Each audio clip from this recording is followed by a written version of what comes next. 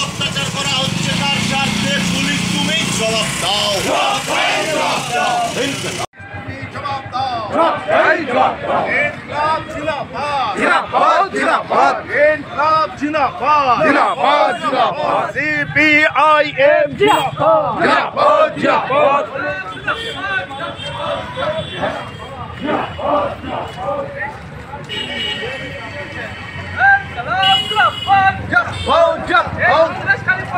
ঘটনাকে জানাই মোরা ঠিক ঠিক ঠিক এই মুখ্যমন্ত্রী গোটা পশ্চিমবাংলা নারীরা নিরাপদ নয় কেন? মুখ্যমন্ত্রী জবাব দাও। এই নারী নিরাপত্তার দাবিতে সিপিআইএম লড়ছে। এই নিরাপদ সরকারের মুক্তির দাবিতে সিপিআইএম লড়ছে। এই শেখ শাহজাহানের শাস্তির দাবিতে আমাদের সংগ্রাম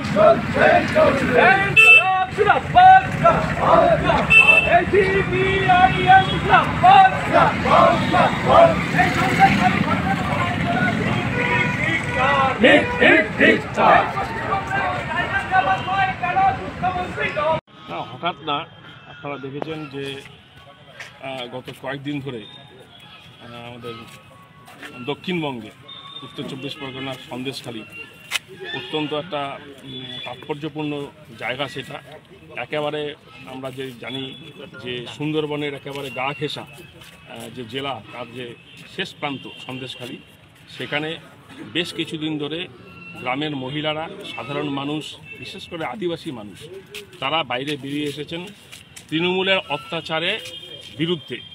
ওরা আর সহ্য করতে পারছেন না, এই অত্যাচারকে আর নিতে পারছেন না। সীমাহীন অত্যাচার, সীমাহীন। আপনারা জানেন যে শেখ শাহজাহানের ওপরে ইডি যখন তার বাড়িতে রেড করতে যায়, তারপরে ইডির বিভিন্ন আধিকারিকের ওপরে আক্রমণ করা হয়, রক্তাক্ত করা হয়। তারপর থেকে শেখ শাহজাহান তাদেরকে আজকে 38 দিন হয়ে গেল, তাদেরকে নাকি পুলিশ খুঁজে পাচ্ছে না।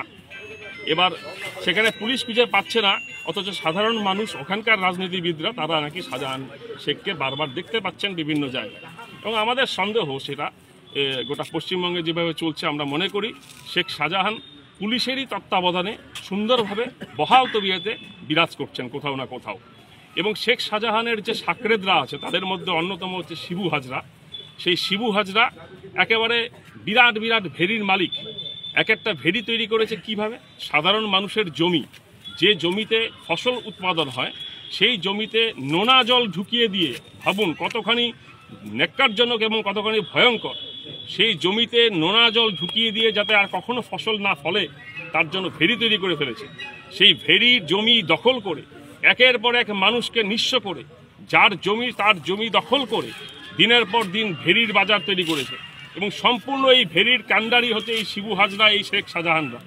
গোটা হচ্ছে সন্দেশখালীর মানুষকে নিঃস্ব করে দিয়ে, গরিব মানুষদেরকে আরও নিঃস্ব করে দিয়ে, যখনই এর বিরুদ্ধে মানুষ কথা বলতে গেছে, আমরা বলছি না এটা, ওখানকার সাধারণ মানুষ, আপনাদের টিভির মধ্য দিয়ে আপনারা দেখতে পাচ্ছেন, সবসময় সব জায়গাতে খবরে বেরোচ্ছে যে মহিলারা বলছেন যে সন্ধ্যার পরে তাদেরকে ডাকা হচ্ছে তৃণমূলের পার্টি অফিসে।